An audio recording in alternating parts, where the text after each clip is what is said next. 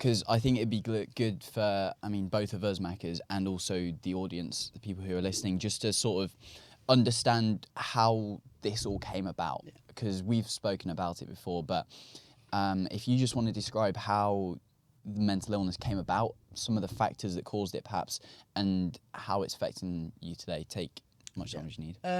So in 2020, obviously COVID, we were the COVID generation, if you like. Our final school year ended prematurely due to the lockdown.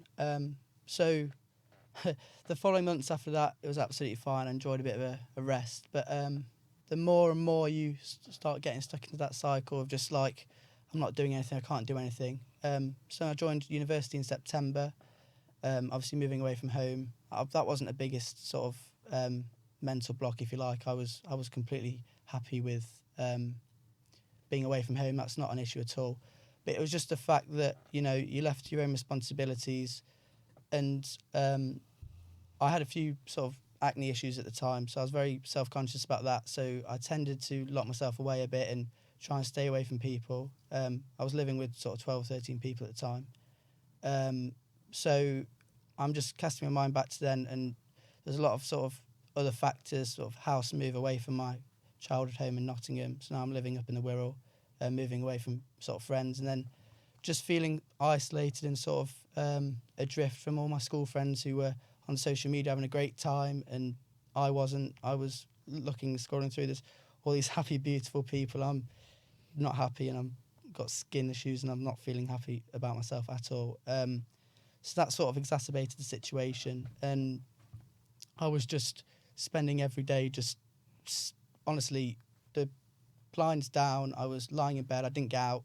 I was so depressed. I probably some days I wouldn't brush my teeth. I wouldn't go out and shower. I was just so sort of void of energy. It was really hard to just, you know, get on with life and just get on with uni. So Christmas came around, and I went back home, and honestly, just my mental health sort of issues had an effect on my physical appearance. I was just, you know, big outbreaks, and just I looked like a war veteran, if you like, or someone who's just sort of been to Afghanistan or something. And my parents could tell right away, because I don't tell my parents much at all, but my parents could tell that something was up when I came back.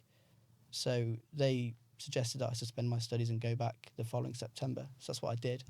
And during that period as well, the March after that Christmas, I moved house, and, you know, that feeling of sort of isolation is, I've used the word quite a bit, but exacerbated once again. Yeah. So yeah, that was, but it was a welcome sort of break, if you like, because if I had to pinpoint a moment of where my darkest time would be, it would have been university in my first time doing first year.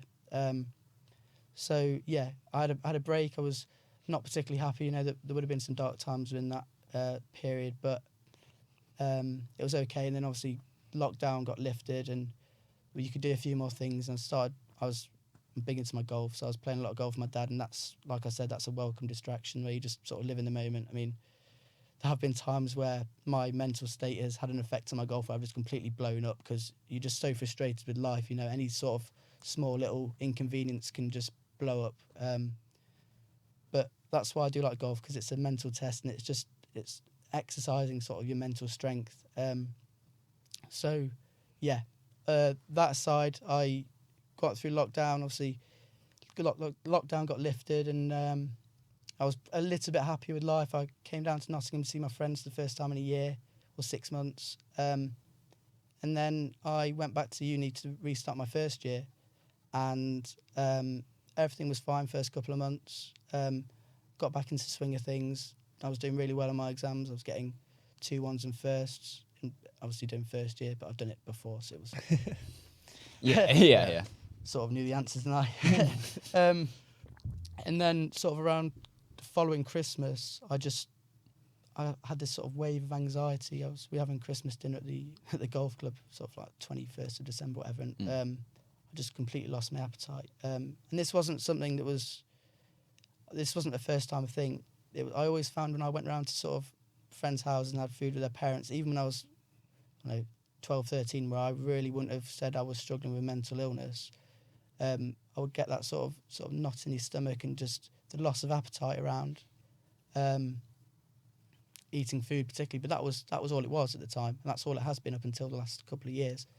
So yeah, it's obviously always been in there, but it's just blown up recently. So that was the first sort of telltale sign that the anxiety was starting to flare up. And then I came back to uni in January, and my anxiety, I remember there's one time where there was breaking point. I was going to the gym quite a lot at the time, and my anxiety was getting so bad. There was one time I was doing sort of hack squats, and the pressure in my head was just so mad. I fainted. I went to the change rooms and fainted, and that was purely just because of the stress levels and the anxiety I was going through. That obviously, in combination with pushing yourself maybe a little bit too hard, that's sort of a sign that, you know, your mental state can also have an effect on your physical state. Massively, yeah.